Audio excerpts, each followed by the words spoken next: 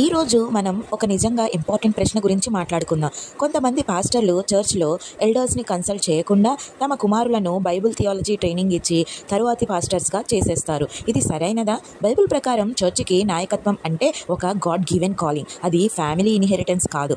Acts 14:23లో ఇలా చూడవచ్చు. Apostles ఎల్డర్స్తో కలిసి ప్రేయర్ అండ్ ఫాస్టింగ్ చేసి లీడర్స్ని అపాయింట్ చేశారు. 1 తిమోతికి 3 అండ్ తీతుకు 1లో క్లియర్ క్వాలిఫికేషన్స్ ఇచ్చారు. Character, faith, maturity, teaching ability, but nowhere does it say next pastor must be son of current pastor.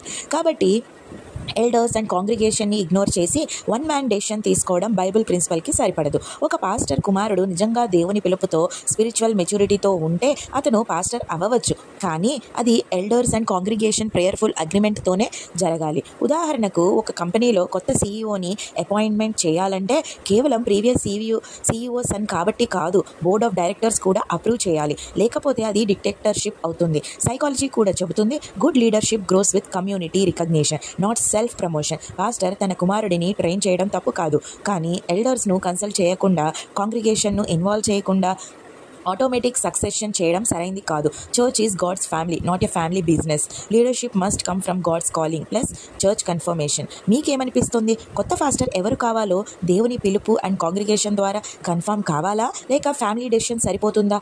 కామెంట్స్లో చెప్పండి. ఈ వీడియో నచ్చితే లైక్ చేయండి, షేర్ చేయండి. ఇంకా ఇలాంటివి తెలుసుకోవడానికి సబ్స్క్రైబ్ చేయడం మర్చిపోవద్దు.